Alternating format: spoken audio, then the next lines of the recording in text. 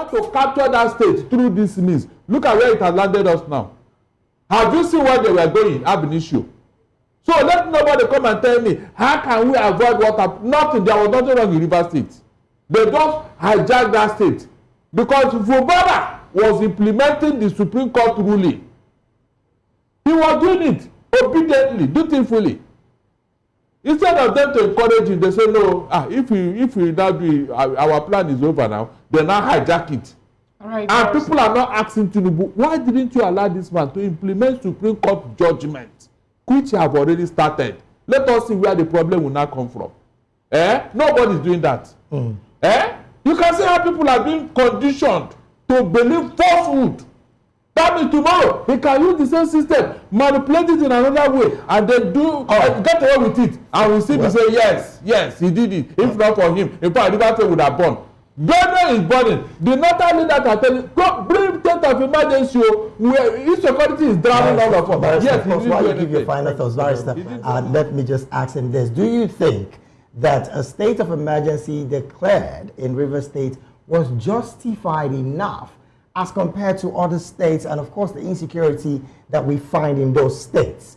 As you give your concluding thoughts as well. There is this poem on the road not taken.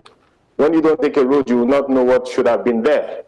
But we see what was going on in River State was going to be something that would have consumed the entire South-South region.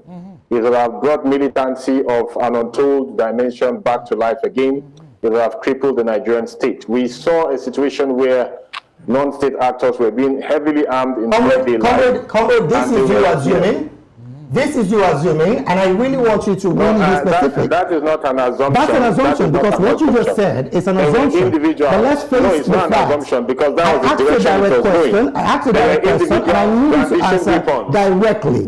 What happened in Benue State and other states in Nigeria? Can we clearly identify these two states and say a situation, it is justifiable enough?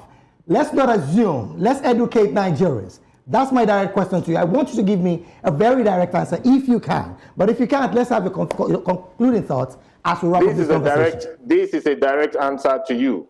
What we had in River State, where individuals were brandishing weapons of all sorts and threatening the sovereignty of Nigeria, warranted a state of emergency. We'll take that to be a concluding. Barrister, conclude that in 30 seconds. Now, in fact, I thank God, though. I thank God. When I told you that they have been compromised, look at it.